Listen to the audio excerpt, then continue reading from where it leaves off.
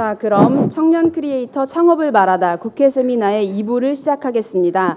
논의되는 내용들은 정은혜 의원실에서 영상으로 모두 기록하고 있습니다. 정책과 입법으로 이어질 수 있도록 활용될 예정입니다. 단상 위에 계신 패널들께서는 저희 왼쪽부터 할까요? 간단한 자기소개 부탁드리겠습니다. 저희 송재룡 대표님부터 자기소개 부탁드리겠습니다. 올해 43이고요. 77년생이고 아까 말씀드린 대로 대구에서 이제 올라와서 어떻게 하다 보니까 신문 방송을 전공하게 되고 CJ 엠넷 다니면서 방송에 대해서 굉장히 관심과 애정이 생겼어요. 그러다가 어떤 좋은 기회로 15년 창업을 하게 되었고 아까 말씀드린 대로 이런 1인 미디어 사업자분들과 투자 또는 네트워크 방식을 통해서 협업하고 있고 또 새로운 일들을 꿈꾸고 있는 사람입니다. 감사합니다. 네. 네, 저는 유튜브 크리에이터로 활동하고 있고 킴닥스 스튜디오의 대표인 킴닥스 김다은입니다. 예, 안녕하세요. 저는 법률사무소 윤원의 최훈일 변호사라고 합니다. 코딕에는 법률 고문으로 활동하고 있습니다. 예, 감사합니다. 네, 안녕하세요. 저 과학기술정보통신부에서 1인 미디어 산업 활성화 부분 담당하고 있는 방현진 사무관이라고 합니다. 저희가 이제 2020년도에 정부 지원 사업 계획을 이제 수립 중에 있는데요. 그 과정에서 오늘 세미나에서 질문 받는 거를 기반으로 해서 저희가 어떤 정부 지원이 필요하신지를 좀 많이 참고하고자 해서 여기 참석하였습니다. 감사합니다. 네, 중소벤처기업부 창업촉진과의 엄기훈 과장입니다. 주제가 창업이다 보니까 중소벤처기업부에서도 참석을 해달라는 요청이 있어서 참석을 했고요.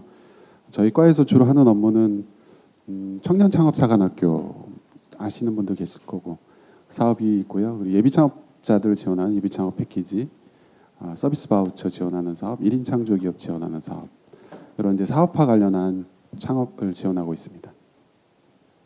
네, 감사합니다. 첫 번째 Q&A는 우리 먼저 말씀드린 대로 일부 발제 내용과 관련해서 질문 있으신 분 계시면 손 들어주시면 먼저 드리겠습니다. 혹시 일부 발제하신 송재룡 김다은 대표에게 질문 있으신 분 계실까요? 좀 MCN 회사에서 어떤 부분을 좀 크리에이터한테 좀 지원을 하고 또 여기 계신 분들한테 우리 소속사에 들어오면 이런 장점이 있다는 거를 좀 설명해 주시면 감사하겠습니다. 네. 네.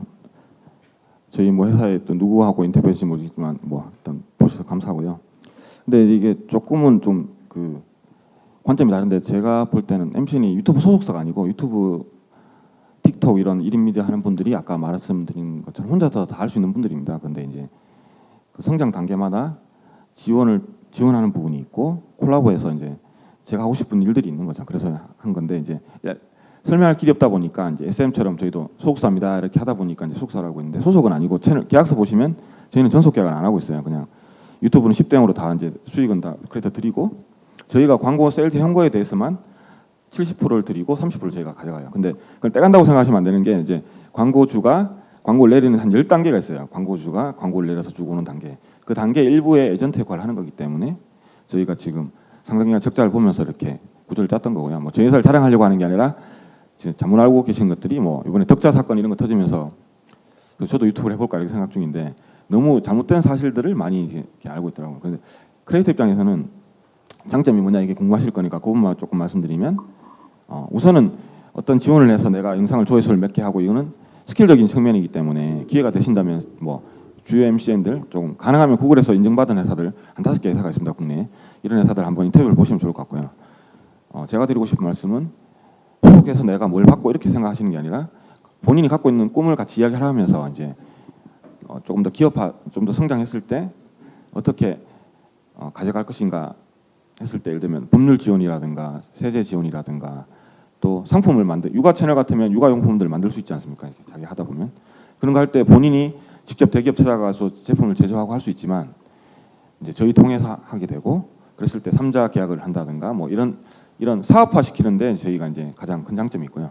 일반적으로 채널 롤업하면 조금 더 조회수가 나온다고 하는데 그거는 이제 미미하기 때문에 혼자 하셔도 됩니다. 근데 이제 제가 권해드리고 싶은 거는 조건부 계약을 하셔가지고 다이아 TV는 이렇게 한번 해보시면 이렇게 뭐 수많은 크리에이터 분들이 이렇게 MCN에 소속된 이유가 있겠죠. 그냥 그분들이 몰라서 그냥 혼자 할 수 있는데 하는 게 아니고 다 지원받는 것들이 계시니까 하는 건데 기본적으로는 제가 드리고 싶은 말씀은 뭐 스킬적인 부분보다 본인이 성장하는 단계마다 사업화시키는데 저희 회사가 갖고 있는 시행착오들 또 제가 갖고 있는 네트워크들 통해서 도와드리는 게 제 주목표라고 생각하시면 될 것 같고요. 연예기획사처럼 소속돼서 트레이닝 받아가지고 BTS가 되고 이런 모델은 아닙니다. 저희는 이미 혼자 성장하고 있는데 아까 협업해서 저런 아까 브랜드를 만들어낸다든가 해외 진출할 때 뭐 굉장히 능통한 분도 있지만 저희는 이제 7개국 담당자들이 다 따로 있으니까 해외 진출 도와드린다든가 이런 일을 하는 게 MCN인데 육아 쪽은 저희가 아직은 좀 많이 못 키우고 있어가지고 내년에 좀 더 고민을 하도록 하겠습니다. 질문이 답이 되는지 모르겠지만 더 궁금하시면 제가 개인적으로 연락을 주시면 제가 좀 상세하게 한번 컨설팅을 해드릴게요. 네, 혹시 또 다른 질문 있으신 분 계실까요? 저는 한 달 전까지만 해도 수험생이었던 학생이고 오늘 1인 미디어 그리고 창업에 대한 이야기를 들을 수 있어서 너무 좋았어요. 저는 킴닥스 대표님께 질문 드리고 싶은데 발제에서 한국을 세계 씹는 영상 제작자가 되고 싶다고 하셨는데 유튜버에서 그치지 않고 창업을 하게 된 계기가 궁금하고 아까 말하신 함께 경험이라는 그런 추상적인 가치를 구체화하는 과정이 조금 궁금해요. 사업화하게 된 계기부터 말씀을 드리면 될까요? 우선 사실 그러니까 처음부터 제가 어떤 사업가가 되고 싶다라는 생각을 하지는 않았었고 저는 그러니까 영화 콘텐츠를 만든 어떻게 보면 예술계 삶을 살고 싶다라는 생각이 되게 강했었는데 제가 아까 보여드린 편집 프로그램을 이게 이제 저희 아버지가 옛날에 한 10년 전에 개발을 하셨던 편집 프로그램으로 시작을 한 프로그램이에요. 그래서 지금은 그때와 완전 다르게 정말 다양하게 좀 프로그램을 더 개발을 하긴 했는데, 근데 무튼 그때 제가 실제로 한 6년 정도 이 업계에서 이 MCN 업계라고 하기보다는 크리에이터 업계에서 활동을 하면서 시장이 빠르게 진짜 성장한다는 것도 굉장히 많이 느꼈고, 그리고 사람들에게 제가 이제 정말 영상의 멘토 같은 역할로 이제 어떻게 보면 비춰지다 보니까 많은 분들이 저한테 영상을 어떻게 만드는지에 대해서 궁금해하시고, 그리고 영상을 자기가 시작을 하는데 어떤 편집 프로그램을 해야 될지도 많이 궁금해하시더라고요. 근데 그런 과정에서 파이널 컷이나 이제 어려운 어떤 전문가 프로그램을 쓰고 금방 포기하셔서 사실 이렇게 도전조차 못하시는 분들이 많아서 뭔가 지금 이 시기에, 제가 그때 딱 졸업할 때였거든요. 그래서 지금 이 시기에 내가 원래는 저는 졸업하고 바로 영화를 만들고 싶은 마음이 컸었는데 이 시기에 지금 편집 프로그램을 더 개발을 해서 이 프로그램을 정말 많은 사람들한테 보급을 한다면 아까 말씀하신 대로 한국의 어떤 강점인 사람과 콘텐츠에 정말 힘이 될 수 있을 만한 그런 일을 할 수 있지 않을까라고 생각을 했고, 그런 어떤 개발이나 이런 것들을 하기 위해서는 회사를 설립하는 게 필요했고, 또 저도 어쨌든 간에 개인 미디어 브랜드는 창출을 하고 싶었기 때문에 그런 어떤 저의 생각으로 조금 더 구체화된 사업을 하게 되었고요. 그리고 아까 말씀드린 영상으로 얻을 수 있는 수많은 경험을 선사한다가 제가 할 수 있는 그 사업과 예술의 가장 가운데에 있는 어떤 지점이었던 것 같아요. 그리고 그 과정에서 제가 할 수 있는 가장 어떤 경쟁력, 크리에이터들이 할 수 있는 가장 큰 경쟁력 중에 하나가 저는 사람들과 소통하는 거라고 생각을 하거든요. 그리고 김난도 교수님의 막 그런 요즘 트렌드나 이런 거에서 팬슈머라는 이야기도 하고, 점점 이 시장이 정말 사람들과 함께 소통하면서 무언가를 만들어가는, 가치를 창출하는, 단지 이제 물건을 하나를 팔고 하는 게 아니라 사람들과 무언가를 같이 만들어가는 거에 저는 가치가 있다고 생각을 하고, 실제로 그게 제가 굉장히 재미를 느끼는 부분이에요. 그래서 뭔가 앞으로 어떤 아까 보여드린 프로젝트가 됐든 아니면 단순히 저도 그 파운데이션을 말씀하신 대로 MCN, 제가 지금 소속되어 있는 어떤 MCN과 함께 만든 브랜드를 함께 이제 만들었거든요. 그래서 그런 식의 어떤 사업들을 같이 진행할 수가 있을 거라고 생각을 해서 저는 뭔가 함께와 경험이 그렇게 제가 하고자 하는 어떤 일들에 사람들과 진짜 같이 무언가를 만들어가는 일이라고 생각을 하고, 다양한 부분에서 그거를 좀 창의적으로 모델들을 만들고 있다고 생각을 해주시면 좋을 것 같습니다. 유튜버들을 지원하는 회사를 이제 창업을 그건 이제 이미 해서 한 2달 전에 했고 지난주에 첫 매출이 나왔고 그런 이제 과정을 밟고 있는데 그러니까 지금 MCN 이랑은 좀 다른 형태의 어떤 유튜버들을 지원하는 새로운 형태의 회사를 만들어 보려고 하고 있는데 질문이 좀 많아요. 그 트레전트 대표님께 일단 현재 MCN의 문제점은 뭐라고 생각을 하시고 그걸 좀 어떻게 개선할 계획이 있으신지, 그리고 이제 그 트레전트를 처음 시작할 때 펀딩을 어떻게 좀 받으셨고, 혹은 이제 스타트업이나 이런 쪽에서 이 투자자들이 이쪽 업계 스타트업에 어떤 시각을 좀 갖고 있는지, 좀 혹시 펀딩이나 자금 유치를 하기 위해 조언해 주실 게 있는지, 그리고 마지막으로 상장을 목표하고 계신데 IPO 이후에 자금력이 좀 더 많아지면 뭐 M&A로 덩치를 좀 불려나갈 계획은 혹시 조금이라도 있으신지 궁금합니다. 네, 짧게 어려운 질문인데요. 그 문제점은 뭐 많죠. 이게 모든 뭐 많은데 지금 최근에 제가 국내 시장에서 봤을 때는 크리에이터 분들이 허위 과장 광고, 그 다음에 각종 법률을 이제 그게 이제 그 법률이 개선돼야 될 부분도 있을 거긴 한데 어쨌든 현행 법률상 위반되는 행위들 많이 해서 최근에 뭐 벤츠님도 그렇고 이렇게 좀 불미스러운 일이 있었는데 그런 것들이 이제 많이 이제 개선돼야 될 것 같고요.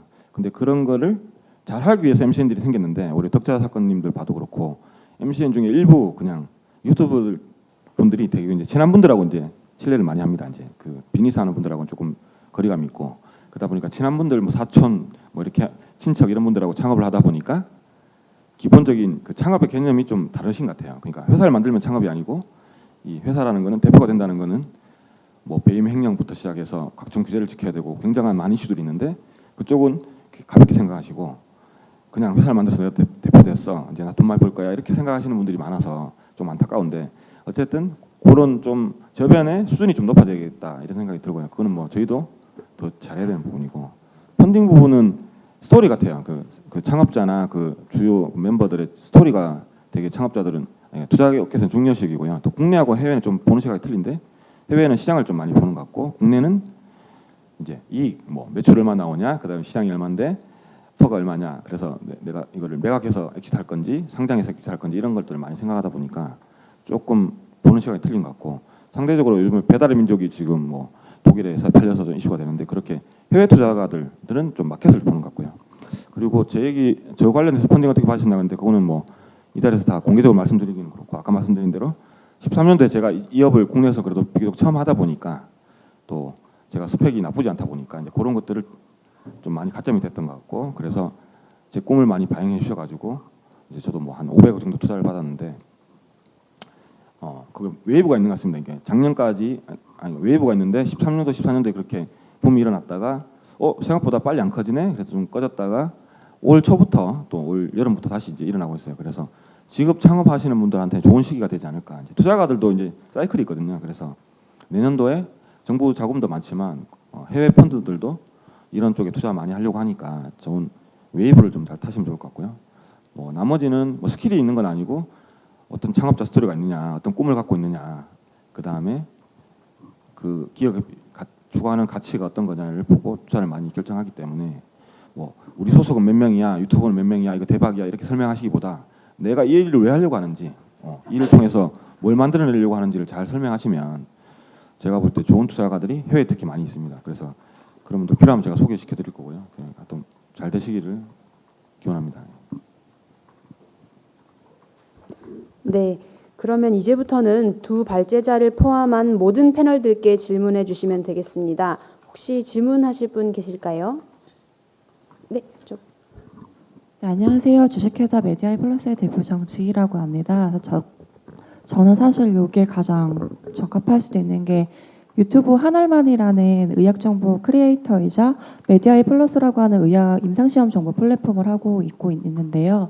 다른 건 아니고 5G 시대가 오면 MWC 같은 스페인에서도 굉장히 뉴미디어에 대한 관심이 많고 여러 가지 사업들도 있는데 그냥 단순하게 과기부나 중소기업 벤처부에서 이제 뭐 1인 미디어 시장이 커질 거고 어떤 정책이 뭐 자금만 이렇게 있어라고 말하고 구체적인 안은 아직은 없는 것 같아서 여기 지금 추진 일정하고 추진 과제들 봐도 사실 작년과 뭐가 크게 다르지라는 생각이 좀 들거든요. 오히려 서울의 수도권에서만 집중되어 있었던 게 지방으로 조금 더 확대된 느낌? 그런 뭔가 연구 과제라던가 이쪽으로 따로 생각하시는 게 있는지가 좀 궁금하고 MCN과 투자상 간의 매칭 추진도 있는데 사실 MCN이 스타트업이나 창업 세계를 보면 엑셀러레이터라고 생각을 하거든요. 아까 송재룡 대표님이 말씀하신 것처럼 스타트업 하나하나가 기업이 될 수 있는 단계가 되게 많이 있고 우리나라 시장도 계속 커지면서 MCN 같은 경우도 전통적으로 엑셀러레이터처럼 좋은 크리에이터를 선정을 해서 그 사람들이 더 잘할 수 있게 성장시켜 줄 수 있는 파트너라고 생각하는데 그런 식으로는 생각하시지 않고 그냥 MCN 투자상 간의 매칭 추천이 그냥 MCN에 투자를 하는 거를 매칭을 생각하시는 건지가 좀 궁금해서 질문드리게 됐습니다. 일단 저희 방안을 보고 질문을 해주신 것 같은데 저희 방안 자체는 중장기 계획이어서 좀 만족스럽지 못하다고 하시더라도 좀 저희가 이렇게 1인 미디어 산업을 좀 키우고 이제 이게 잘 크지만 저희가 좀 더 그쪽으로 정책적인 지원을 해 나가겠다라는 방향성 측면에서 봐주시면 좋을 것 같고요. 또 요 정책을 키워 나감에 있어서는 뭐 저희의 의지, 그 정책을 저희가 집행하는 저희의 의지도 필요하지만 이제 말씀해주신 것처럼 뭐 과기정통부나 뭐 중소기업 벤처부 이런 하나하나 부처뿐만 아니라 전반적인 이제 협의랑 뭐 기재부라든지 다른 쪽의 협력이 다 필요한 사항이거든요. 그래서 저희는 좀 방향성을 일단 가지고 차근차근히 조금 더 확대를 해 나가겠다라고 봐주시면 좋을 것 같고요. 연구 과제도 이제 1인 미디어 자체가 유튜버인지 아니면 뭐 페이스북에서 활동을 하시는지 인스타그램에서 활동을 하시는지 규정이 안 되어 있는 게 너무 많아요. 그러니까 저희도 정책적인 지원을 해드리고 싶지만 규정이 안 되어 있는 게 너무 많고 그러면 어느 부분에 한해서만 저희가 지원을 해야 하는지 어떤 분들이 어떤 수요를 가지고 계시는지 그거를 파악하는데도 저희는 조금 어려움을 가지다 보니 일단은 내년도에는 연구과제 측면으로 빠진 게 좀 많아요. 그래서 또 올해 이제 국세청에서 또 유튜버들 분들께는 이제 과세 코드도 따로 발급을 해서 내년도부터는 이제 사업자 등록이라든지 하면서 조금 더 뭔가 정책 대상이 좀 구체화되지 않을까 하는 생각은 가지고 있는데 우선은 연구과제 돌리면서 저희가 어떤 부분의 수요가 가장 많은지 그리고 한정된 정부 예산 안에서 어떤 부분에 지원을 해드려야 가장 이제 효과적으로 지원을 해드릴 수 있는지를 계속 모색을 하고 있습니다. 답변이 되셨는지 모르겠고요. 네, 중소벤처기업부에서는 1인 방송 아카데미라는 사업이 있는데요. 들어보셨을지 모르는데 소상공인을 위한 그러니까 소상공인들이 1인 크리에이터와 연계해서 본인의 제품을 판매하는 걸 지원합니다. 그래서 일단은 과정은 직접 소상공인이 직접 크리에이터처럼 방송을 기획하고 제작하고 방송할 수 있게 교육해주는 프로그램이 한 100명 정도 하는 프로그램이 있고요. 판매자 과정이고 그리고 1인 크리에이터 분들을 위해서 마케팅을 교육하는 게 있습니다. 그러니까 일종의 쇼호스트처럼 물품을 판매하는 역할을 하시려면 아무래도 마케팅 쪽의 이론이라든가 그리고 잘 팔리는 방법, 기법들 이런 것들을 좀 교육을 받으실 필요가 있잖아요. 그래서 그런 이제 마케터 과정을 한 100명 정도 운영하고 있고요.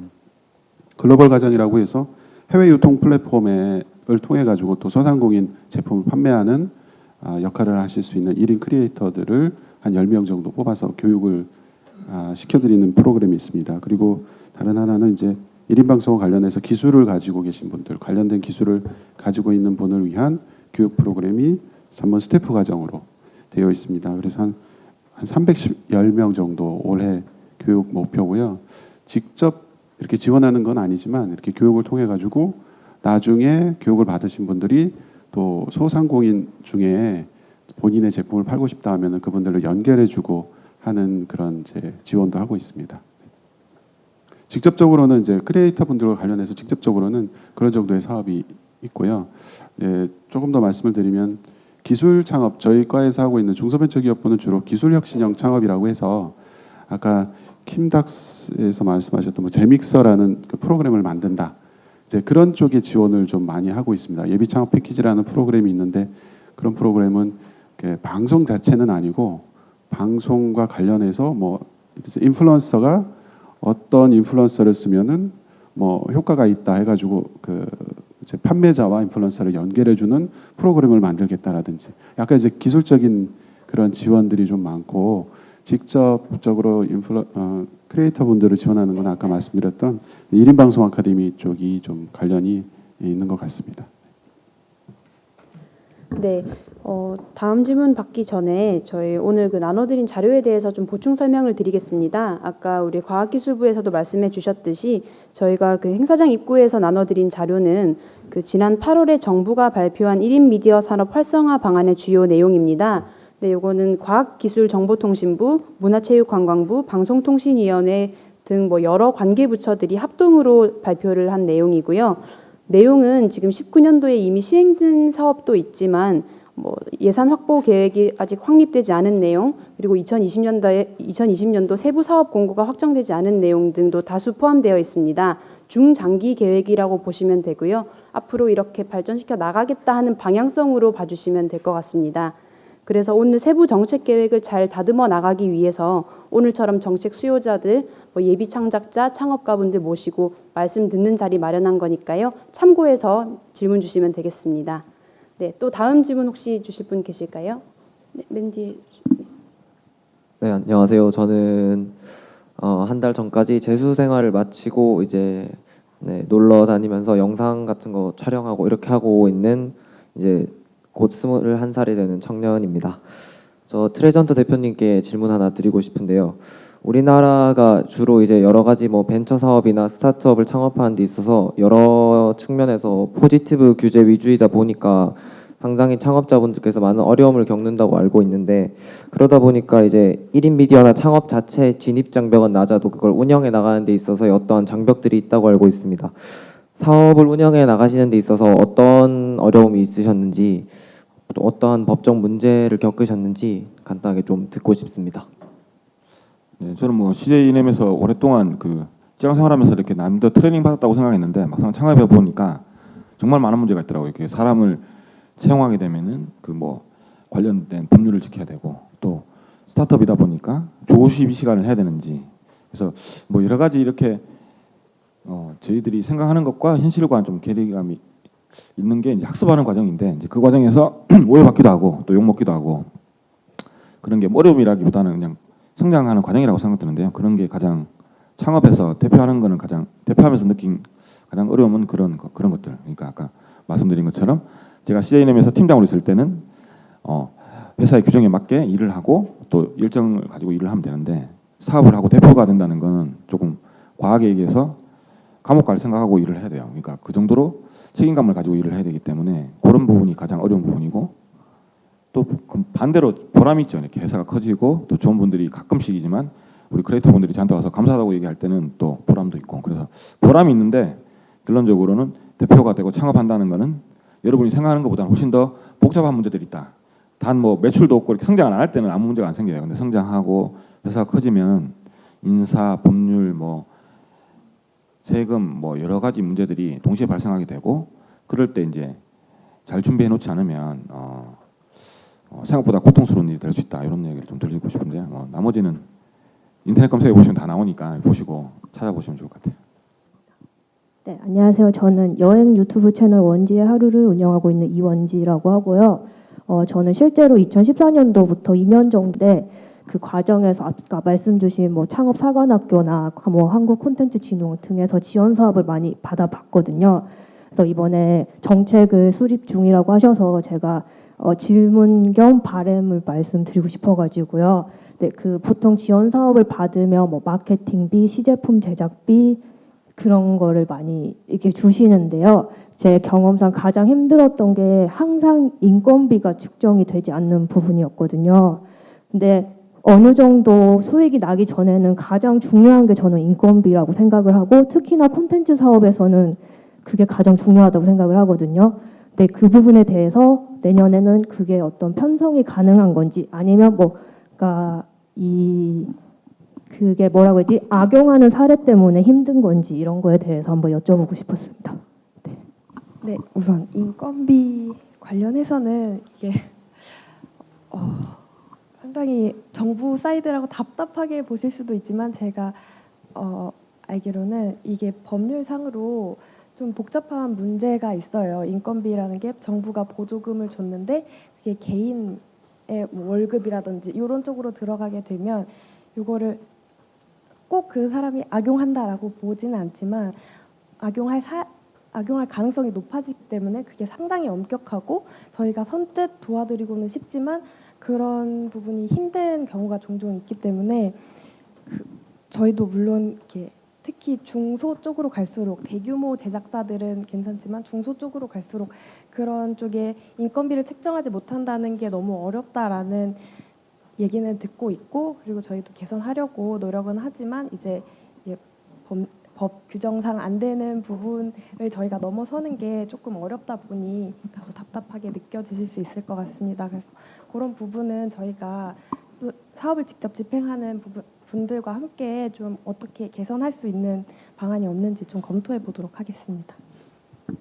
중소벤처기업부에서 하는 사업은 인건비까지 지급이 됩니다. 그러니까 뭐 예비창업 패키지 제가 하고 있는 사업 초기 창업 패키지 이런 사업들을 보면 직원들의 인건비가 지급이 가능하고요. 근데 본인의 인건비는 받지 못하도록 되어 있습니다. 그래서 이제 민원 중에는 본인 인건비도 좀 주면 좋겠다라는 얘기도 있으신데 예산 제약상의 문제로 알고 있고요. 근데 사실 인건비가 조금 문제들이 생기는 거 있습니다. 그러니까 유령 직원을 두고 인건비를 이제 직원이 없는데 주거나 또 뭐 이제 아는 분들 주고 다시 받거나 이게 지금 인건비가 사실 그런 게 악용되기가 쉽거든요. 그러니까 둘이 짜고 이렇게 악용하려고 마음 먹으면 또 악용할 수 있어서 제도의 문제라기보다는 저는 좀 문화적인 문제가 아닐까. 사실 그런 좋은 제도를 만들어 놔도 악용하려고 마음 먹으면 얼마든지 악용할 수 있거든요.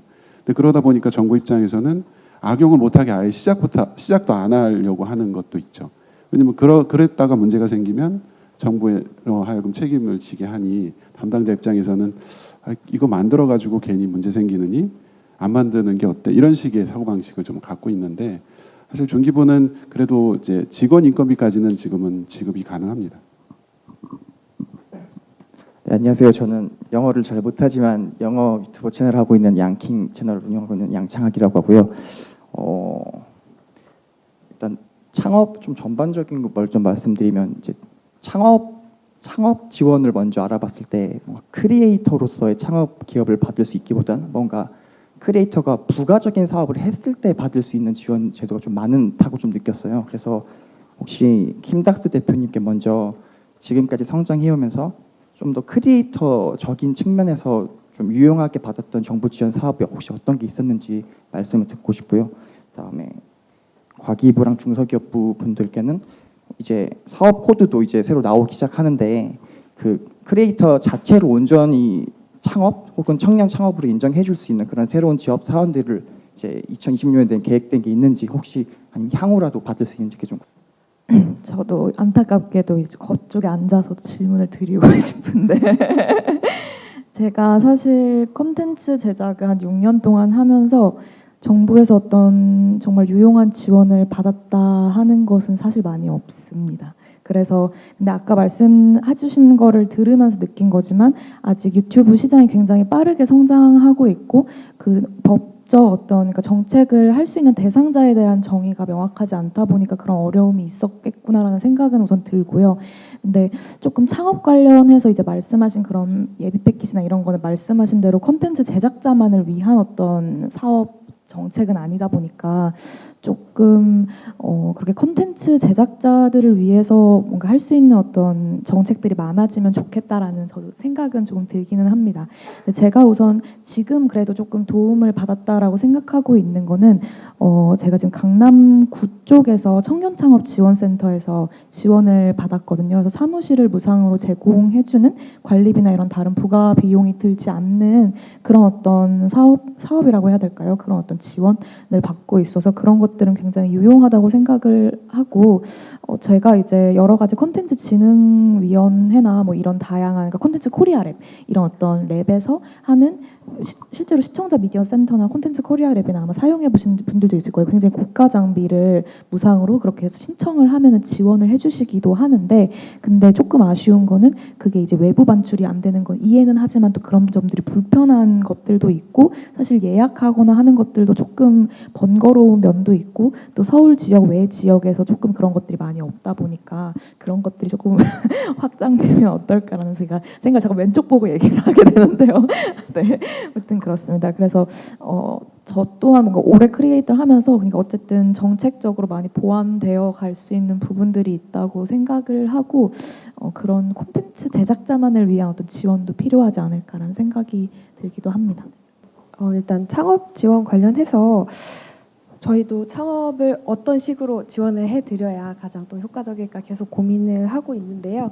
그래서 우선은 저희가 이제 1인 미디어 창작자분들 지원을 하다 보니 개인 딱 유튜브를 딱 봤을 때 혼자 나오시는 분들이 많지만 그분이 혼자 일하시는 게 아니라 이제 뭐 편집자 분들이랑 이렇게 팀으로 같이 일하시는 경우가 많아서, 그래서 또 협동조합을 만들어서 창업하는 방안을 담은 것도 사실 그 이유였거든요. 그렇게 해서 혼자서 창업을 하시기 힘든 분들은 이렇게 해서 창업을 하도록 도와주면 어떨까 해서 그런 컨설팅 방안을 생각해 봤고요. 그리고 또 지금 저희 1인 미디어 공모전 하는 경우에는 이제 멘토링이나 수익화 방안 관련해서 교육도 다 진행을 해드리고 있습니다. 그리고 아까 사무실을 지원을 받으셨다고 하셨는데, 이제 저희도 이제 빈마루에서 뭐 사무실이나 편집실 그리고 촬영 공간 같은 경우에는 무상으로 지금 지원을 해드리고 있거든요. 이제 내년도에 지역에 좀 많이 늘어났으면 좋겠다고 하셨는데, 이제 지역에 뭐 스마트 미디어 센터라든지 저희가 활용해서 최대한 무상으로 개방을 할 수 있는 곳들이 있지 않나 계속 모색을 하고 있습니다. 그래서 네, 그런 수요 제가 반영해서 조금 더 고민해 보도록 하겠습니다. 네, 중소벤처기업부에서는 아까 말씀드린 1인 방송 아카데미 사업이 사실 제일 직접적인 지원이고요. 그래서 올해 310명이었는데 내년에는 500명으로 이제 교육생을 확대합니다. 예산도 좀 늘어나고요. 그리고 나서 어떤 지원이 가능할까 생각을 해보니까 세무회계 비용 혹시 이제 기장하시는 분들 계신가요? 그러니까 사업자 등록하고 나서 세무사들한테 기장료를 지급하시는 분들이 계시면 이제 청년의 경우 저희가 1년에 100만 원씩 기장료를 지원해주는 프로그램이 있습니다. 그거는 지원하시면 받을 수 있으실 것 같고요. 예, 그런 정도 있고, 아직은 미디어 쪽은 중기부보다는 과기부 쪽에서 좀 주도적으로 하고 있습니다. 네, 저는 유튜브 하고 있는 애기야라고 하고요. 사실 제 주변에 국가 지원을 받아서 유튜브를 하고 있는 친구들이 있었는데, 그 친구들이 말하기로는 다 그렇게 말하는데, 영상을 만들어서 올리는 건당으로 돈을 지원을 받는다라고 들었거든요. 그런 부분들이 굉장히 많다고 들었어요. 근데 그게 지금 그 친구들 다 유튜브 안 하고 있고, 그리고 유튜브를 잘 몰라요. 그리고 어떻게든 그냥 합방으로 좀 인지도를 키워서 자기가 크고 싶은 마음이 다예요. 그러니까 그만큼 유튜브를 어떻게 사업적으로 운영할까를 모르거든요. 근데 이제 지금 계속 다른 분들도 그 부분에 대해서 엄청 언급을 하시는데, MCN에 있는 그 시스템이랑 사실 다를 걸 못 느끼겠어요. 그런 스튜디오를 뭐 지원해 준다던가 이런 부분에 대해서 MCN이랑 다를 게 없다고 생각이 들거든요. 그래서 그런 구분점이 뭔지 알고 싶고, 지금 이제 원래 크리에이터 분들이 가지고 있는 힘듦 중에 하나가 사실 외로움이거든요. 너무 이제 저희는 밖에서 나가서 일하는 사람들이 아니고 집에서 영상을 만들고 찍고 하는 사람들이라서 심적으로 많이 힘든데, 그런 부분을 지금 좀 하고 있는 사람들한테 도와주면, 정말 심리적인 그런 부분까지 도와주면 너무 좋을 것 같고, 그게 가장 그러니까 제가 지금 좀 원하는 것만 말하고 있는데 그런 교육이 활발하게 이루어졌으면 좋겠는 게 아까 전에 그 PPT 보여주셨는데 트레전터 대표님이 보여주셨는데 그 유튜브보다 페이스북이 더 사실 많이 하거든요. 근데 이제 그런 SNS 활용이나 이런 악플에 대한 거나 그런 거에 대해 너무 무지하거든요. 저희가 그런 교육을 뭐 경찰분들이 와서 교육을 받았던 기억이 있는데 기억이 잘 안 나요. 사실 고등학교 때 배웠는데 그런 부분도 지금 계속해서 심어주면서 알려주면서 하는 지원이 필요할 것 같고 만약에 그 야외에서 저는 이제 게임 크리에이터인데 야외에서 게임 행사를 좀 하거나 아니면은 뭐 그런 식으로 1인 크리에이터를 도와주실 수 있는지도 궁금하고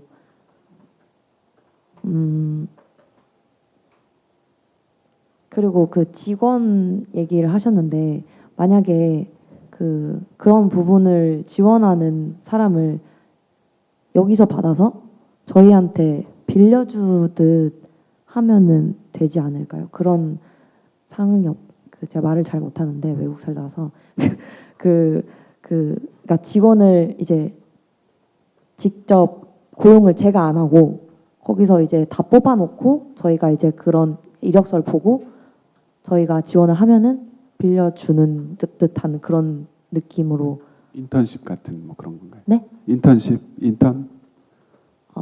아니요. 그런 그러니까 건 아니고요. 직원들 월급을 지원을 안 해주는 게 사실 처음에 제가 말했던 것처럼 영상을 올리면 돈을 주는 형식으로 진행이 됐어요. 잘 모르시는 것 같은데 원래 그렇게 그 지역마다 그렇게 지원을 해줬거든요. 정말 흔하게. 근데 이제 직원들이 필요해요. 왜냐면은 영상도 찍고 영상도 만들고 제가 영상을 찍는 크리에이터지 이제 만드는 거는 편집 스타일이나 이런 게 좀 중요해서 사실 지원이 필요하거든요. 그래서 그런 지원이 굉장히 필요한데 그게 지원이 안 되면은 혹시나 이제 직원을 뽑으셔서 저희가 그 뽑은 사람들 안에서 좀 저희 이분이랑 같이 일하고 싶습니다. 지원이 됩니까? 라고 하면은 좋지 않을까 싶어서 말씀드리고 그 MCN이랑 이제 구분점이 좀 궁금하거든요. 왜냐면 네, 아까 말했듯이 사무실 얘기랑 그리고 혹시 그 아이디어를 저작권으로 등록을 할 수 있는지 크리에이터들이 어떤 식으로 아이디어를 등록을 할 수 있는지 그게 또 궁금합니다. 네. 네, 그러면 이게 질문을 조금 제가 요약을 임의로 해보겠습니다. 그 MCN 과의 차이점 부분은 정부 측에서 답변을 조금 짧게 해주시고요. 사전에 질문을 저희가 받았을 때 많은 분들께서 법률적인 부분을 많이 궁금해하셨어요. 아까도 말씀해주셨다시피 뭐 저작권이나 아니면 뭐 허위 광고, 과장 광고, 뭐 그런 아이디어 그런 얘기들을 많이 해주셔서 오늘 협회에서 오신 변호사님도 그 법률적인 부분, 뭐 실제로 어떤 고충이 있는지, 어떤 분들이 많이 또 여쭤보는지 그런 것도 답변해 주시면 좋겠습니다.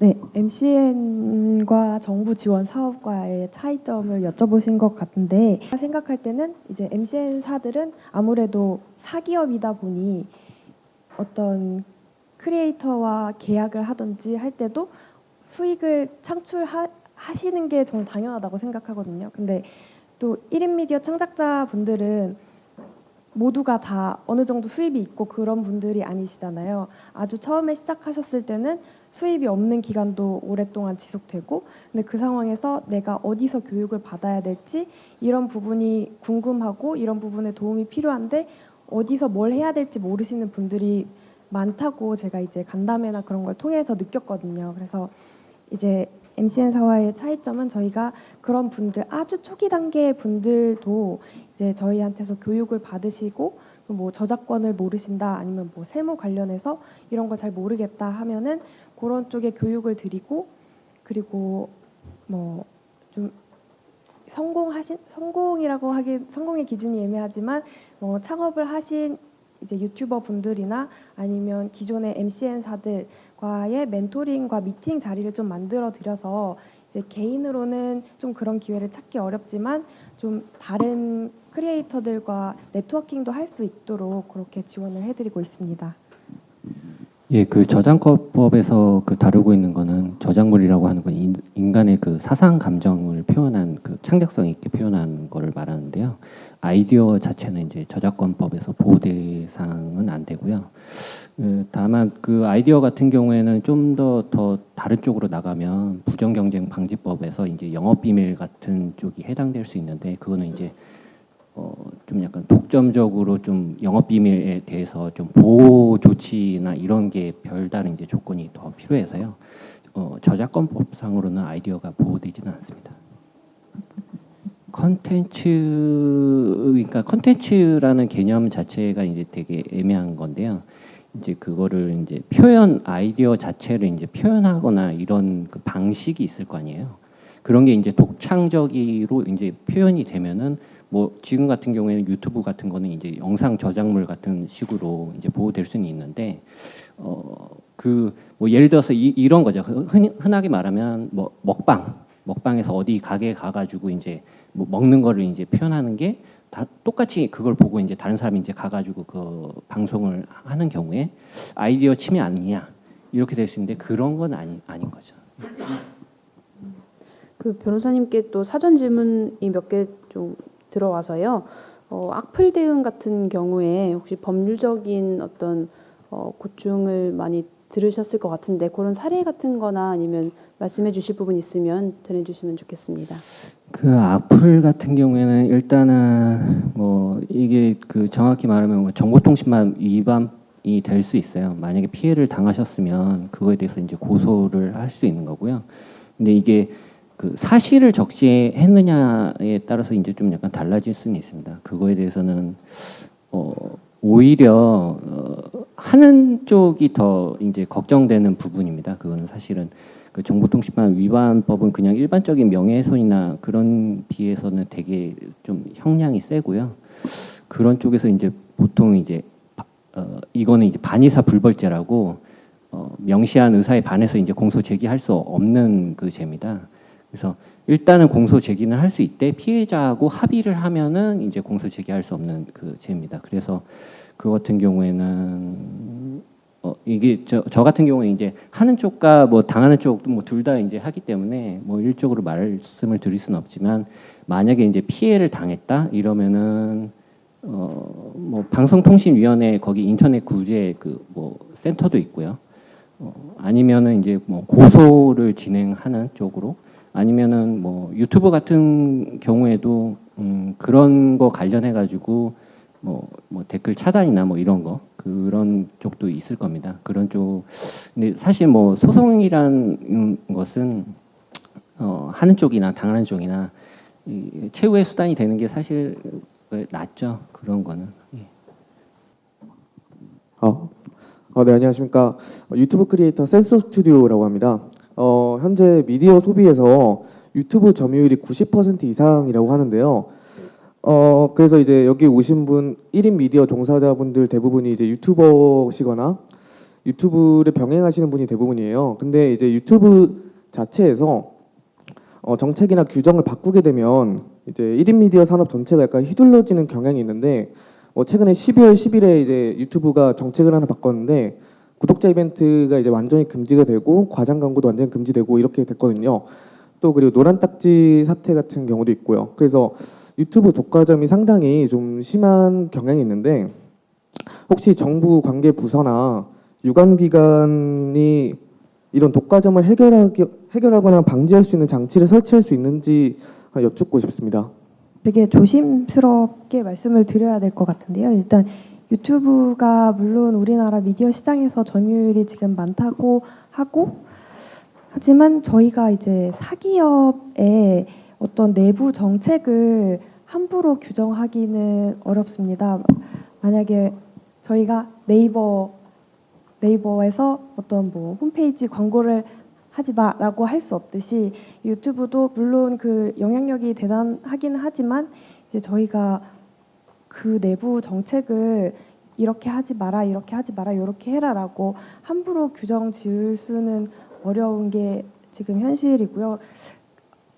근데 어떤 의미에서 그렇게 말씀하시는지는 알겠고 이제 저희도 이제 고민은 해볼 텐데 일단은 정부가 어떤 사기업에 그렇게 개입을 함부로 하기는 어렵다는 점을 이해해 주셨으면 좋겠습니다.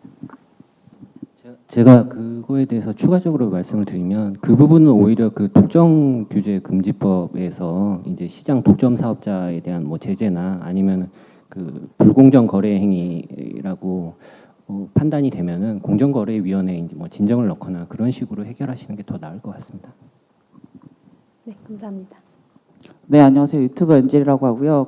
지금 여기 오신 분들 뭐 다는 아니겠지만 아무래도 이제 창업에 관심이 있어서 오신 분들이 있으실 텐데 일단 많은 분들이 지금 뭐 말씀하신 대로 산업이 발전해서 돈을 많이 벌고 있고 지금 창업을 해야 되냐 말아야 되냐라고 생각을 할 때 가장 중점적으로 필요한 게 이제 아까 어떤 분이 말씀해 주셨는데 그 만드는 사람하고 본인이 크리에이터가 되는 거하고 좀 다르거든요. 그러니까 쉽게 얘기해서 편집자 지원이라든지 이런 것들이 필요한데 지금 국가에서 그런 지원이 일단 있는지 없는지도 정확하게 나오지 않은 상황이고 그리고 제가 듣기로는 사업자 등록을 하게 되었을 때 뭐 편집자 비용을 지원해 줄 수 있다. 직원으로서. 그러니까 창업을 해야 되는 이유가 뭔지 정확하게 좀 알고 싶습니다. 지금 개인이 프리랜서로서 그냥 활동을 하면서 본인이 지금 그냥 세금만 신고해도 유튜브 크리에이터로서의 활동을 그대로 할 수가 있는데 이 분들이 창업을 해서 사업자 등록을 해서 정부에게 얻는 이득이라든지 개인이 얻는 이득이라든지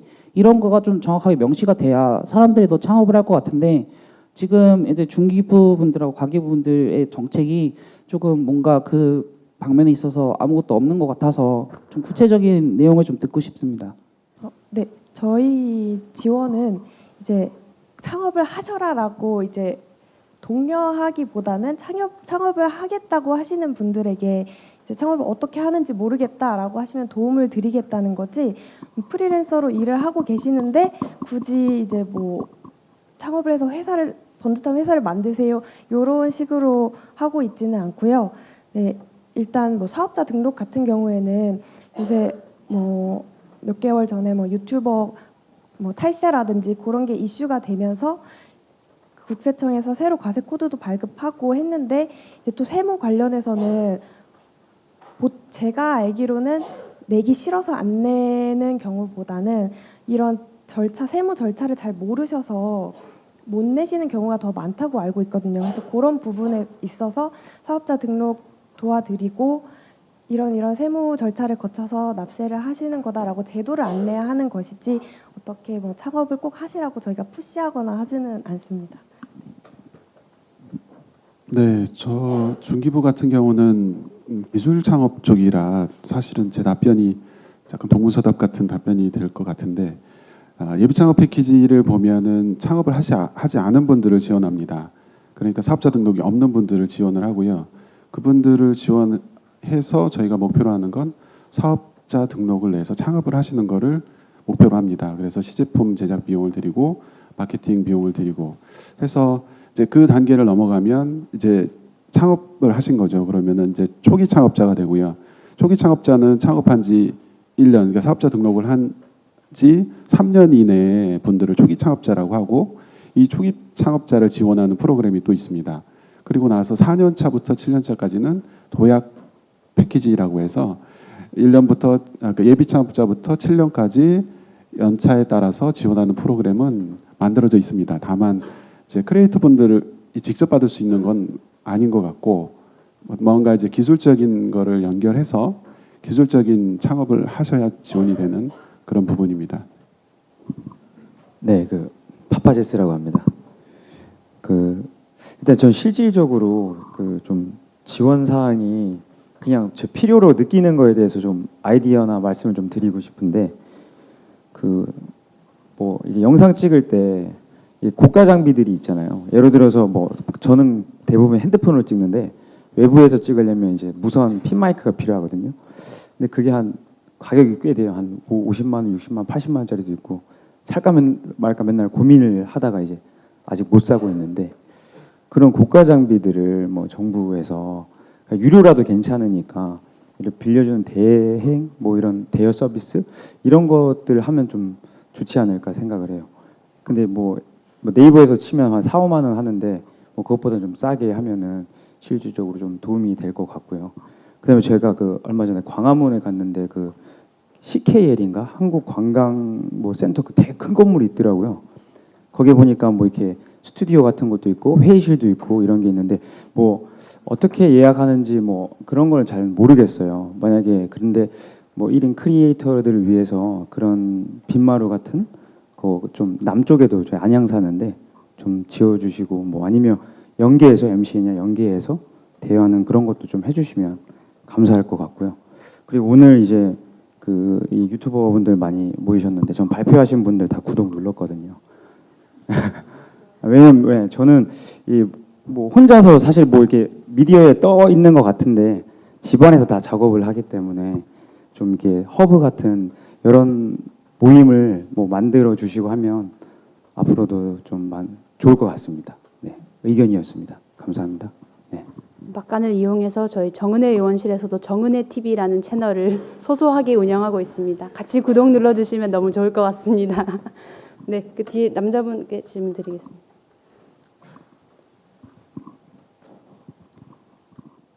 네, 안녕하세요. 독서 외국어 관련 자기계발 유튜브 채널 운영하고 있는 우기부기 TV 손승욱이라고 합니다.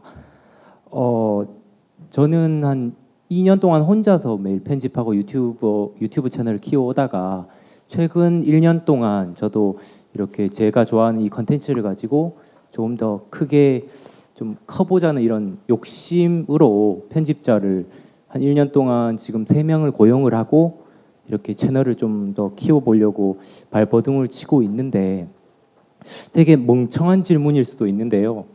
이렇게 정부에서 어떤 지원 정책이 새롭게 나오게 되면 그거에 대해서 어디서 도대체 얻을 수 있는지 그런 정보에 대한 좀 더 그런 정확히 그런 정보를 어디서 얻을 수 있는지 그걸 항상 수시로 불에 눈을 켜고 계속 이렇게 정부 사이트에 계속 왔다 갔다 해야 되는지 만약에 계속 그렇게 해야 된다면 우리가 뭐 등록을 해서 SMS로 어떤 정보를 받을 수 있는 그런 시스템이 있으면 좋겠다, 서비스 같은 게 있으면 좋겠다 이런 생각이 들고요. 또 하나 하고 싶은 질문은 1인 크리에이터 이런 유튜브 채널들을 보면 다양한 분야들이 있잖아요. 저같이 교육 분야에서 이렇게 하는 채널도 있고 먹방, 음악, 뭐 예능 같은 이런 여러 가지가 있는데 그 각 분야별로의 어떤 구체적인 지원 방향이 있는지 그러니까 1인 크리에이터 그 안에서도 그냥 단순히 모든 크리에이터를 싸잡아서 이렇게 뭉뚱그려서 다 뭐 지원해주겠다 이런 방향보다는 조금 더 구체적인 어떤 각 분야별로의 지원 방향이 있는지 거기에 대해서 조금 궁금합니다. 일단 중기부 쪽은 K-스타트업이라는 홈페이지를 이용하시면 됩니다.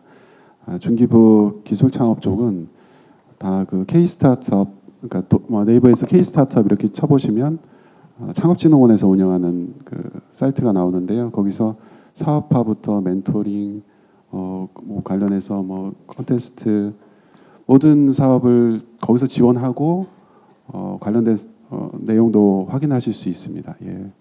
우선 과기정통부에서는 한국전파진흥협회 웹사이트에서 그 정부 지원 사업에 대해서 확인하실 수 있고요. 그리고 저희가 이제 정부 지원 사업 할 때마다 공고를 최대한 많은 부분에 퍼뜨리려고 하는데 그게 잘 전달이 되지 않는 것 같아서 조금 더 잘 전달될 수 있는 방안을 저희가 모색해 보도록 하겠습니다.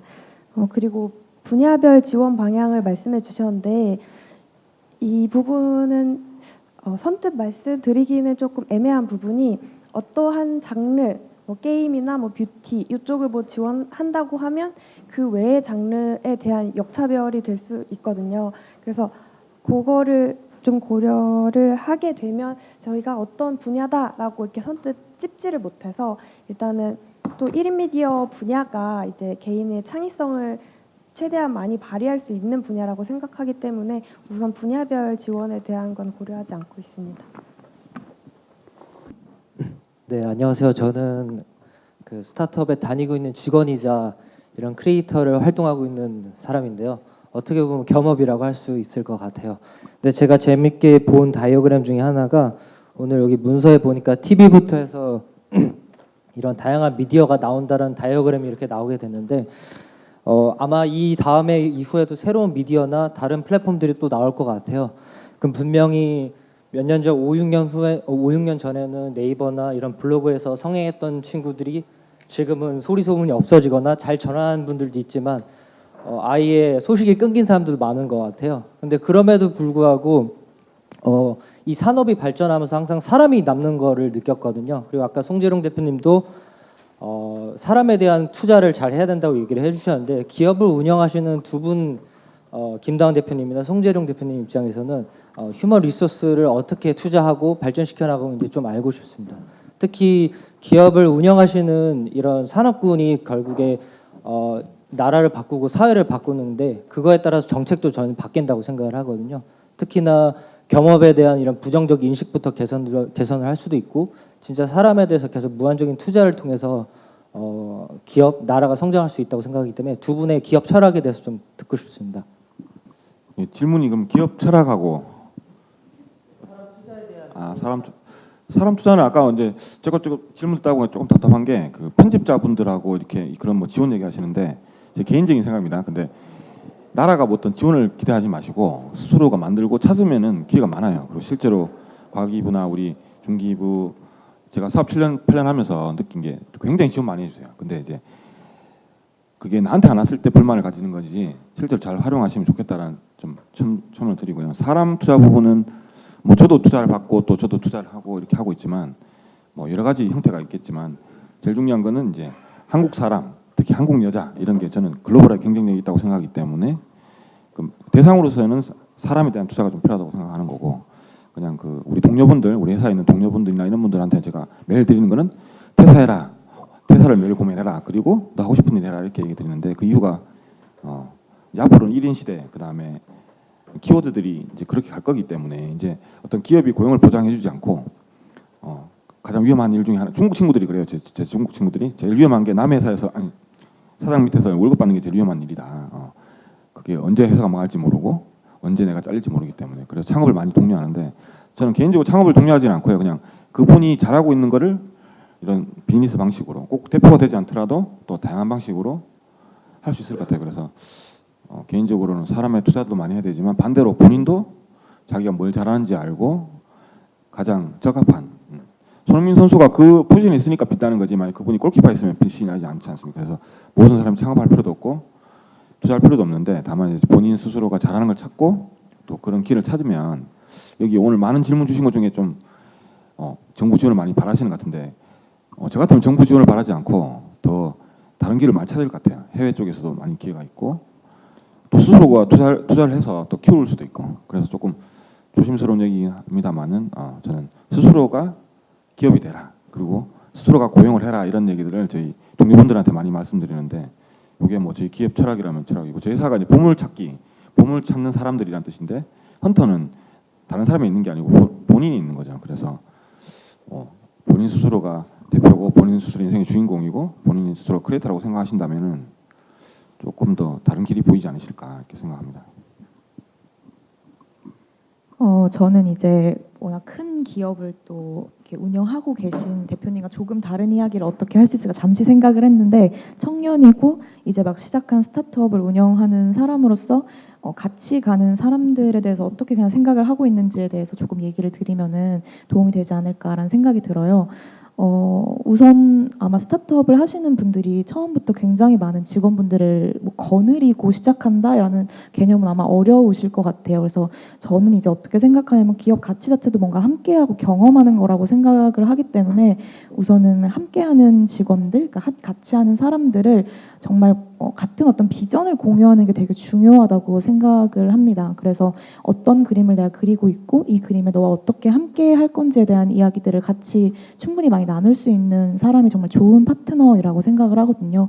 그래서 저는 뭐 이렇게 주변에서 이렇게 뭐 기회들도 많이 있고 해서 더 많은 사람들과 함께 할 수 있는 기회가 있을 때도 있었지만 사실 사람을 들이는 거에 대해서 굉장히 조심스럽기도 해요. 어떤 그런 가치나 비전을 정말 함께 공유하고 내가 무언가를 같이 만들어갈 수 있는 사람들과 함께하는 게 어떻게 보면 막 엄청나게 큰 기업이 빠르게 될 수는 없더라도 굉장히 무게 있고 또 깊이 있는 기업으로 오래오래 갈 수 있는 방법 중에 하나라고 생각을 해서 뭐 휴먼 리소스 이야기를 이제 하셔서 제가 생각하는 어떤 사람에 대한 그런 거는 제가 지금 자본이 굉장히 많아서 저도 누군가를 유튜버를 이렇게 키워주거나 할 수는 없지만 함께 어떤 그런 가치를 공유해 나가면서 무언가 우리가 좀 더 먼 어떤 미래에 함께 진짜 좋은 것들을 만들어갈 수 있는 각자의 삶에서 좀 가치를 찾아갈 수 있는 방법을 친구가 됐든 파트너가 됐든 함께 모색하는 게 굉장히 중요한 방법 중에 하나라고 생각을 해서 뭔가 시작하시는 분들이 지금 동료를 구하신다면 그런 마음으로 동료와 함께 하시면은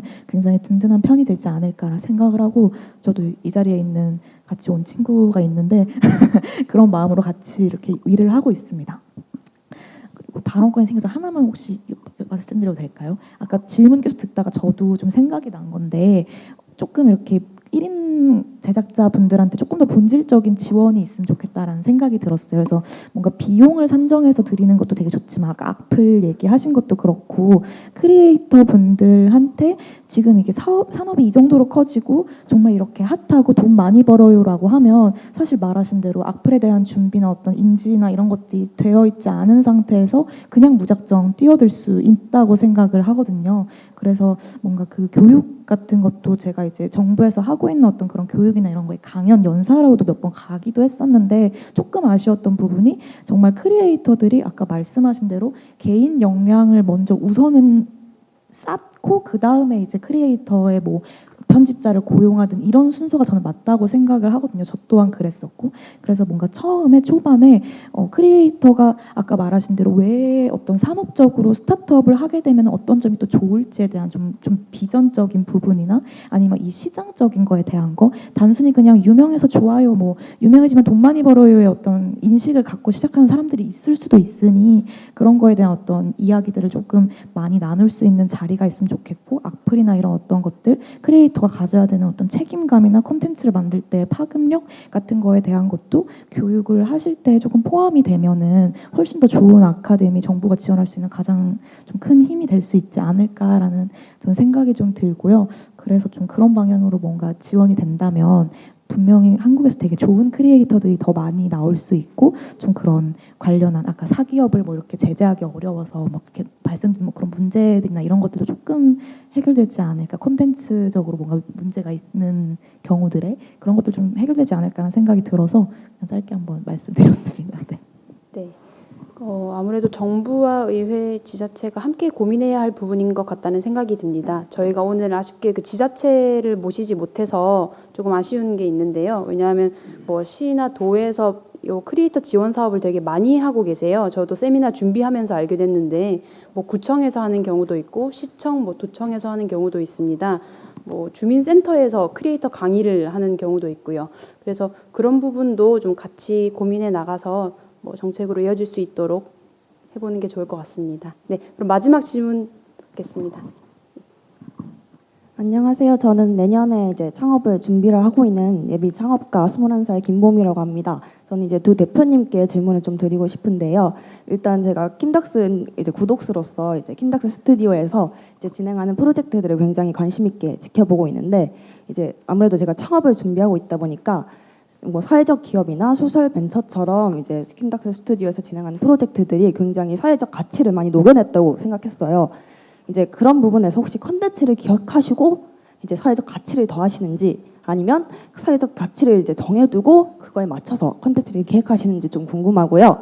이제 아무래도 제가 창업을 하려고 생각을 하다 보니까 이제 물론 제가 열정이 굉장히 넘쳐서 이제 혼자서 처음엔 열심히 할 수 있지만 이제 점점 이제 일이 커지면서 이제 사람이 필요하고 어쩔 수 없이 뭐 다른 이제 컨텐츠 크리에이터 분들도 마찬가지지만 편집자도 고용을 하실 때도 문제지만 이제 같이 할 사람을 뽑는 거다 보니까 혹시 초기에는 팀 빌딩을 어떻게 생각을 하셨는지, 뭐 어떤 기준으로 사람을 뽑는다거나 아니면 가장 중요하게 생각하셨던 가치 같은 것, 초기 팀 빌딩에 대해서 한번 두 분 대표님께 한번 여쭤보고 싶습니다. 그러면은 아까 앞선 질문 먼저 답변 드리면 좋을 것 같아요. 저는 어쨌든 컨텐츠 크리에이터가 되게 할 수 있는 가장 멋진 일 중에 하나가 말씀하신 대로 어떤 사회적인 가치나 이런 것들을 전할 수 있는 지점이라고 생각을 하거든요. 그래서 어떤 기존의 사업과는 조금 더 다르게 말씀하신 대로 그런 어떤 사회적 가치나 뭔가 문화에 대한 이야기들을 조금 더 내가 크리에이티브하게 할 수 있는 부분이 있는 것 같아요. 저 같은 경우는 우선은 사회적 메시지를, 가치를 정하고 컨텐츠 기획을 한다 또는 컨텐츠 기획을 하고 어떤 가치를 더한다라고 했을 때 사실 굉장히 복합적이긴 하지만 사회적 가치에 대한 생각을 먼저 하고 컨텐츠 기획들이 그거에 대한 구성 방식이 나오게 되는 것 같아요. 제가 아까 말씀드린 청춘 페이지라는 이번에 저희 하는 전시회 프로젝트 같은 경우는 Z세대는 어떤 전시에 열광할까에 대한 어떤 그냥 호기심, 우리 세대는 어떤 전시에 열광할까, 지금 기존의 전시에 조금 다른 게 뭐가 있을까에 대한 호기심과 또 제가 그냥 개인적으로 뭔가 대한민국에 있는 예술가들이 유럽이나 미국에 있는 아티스트들처럼 굉장히 다양하게 서로 영감을 주고받고 장르를 불문하고 뭔가 네트워크가 아까 말하시는 외로운 싸움이 될 수 있잖아요. 자기만 작품 하니까 그런 어떤 네트워크가 있으면 좋겠다라는 생각, 그리고 또 당신의 삶도 작품이 될 수 있다라는 어떤 메시지, 사회적인 메시지를 전하고 싶다라는 이런 여러 가지 생각들이 결합이 되면서 아까 보여드린 청년 예술가 30인이 대한민국 청년 예술가 30인이 모여서 어떤 대중 3인의 이야기를 전시회로 풀어내고 우리가 뭔가 젊은 어떤 프로젝트를 해보자 이런 어떤 구성이 나왔던 것 같아요. 그래서 그런 식으로 저는 생각을 하고 기획을 하고 있고요. 그리고 두 번째 질문이 혹시 뭐였죠? 팀빌딩. 네.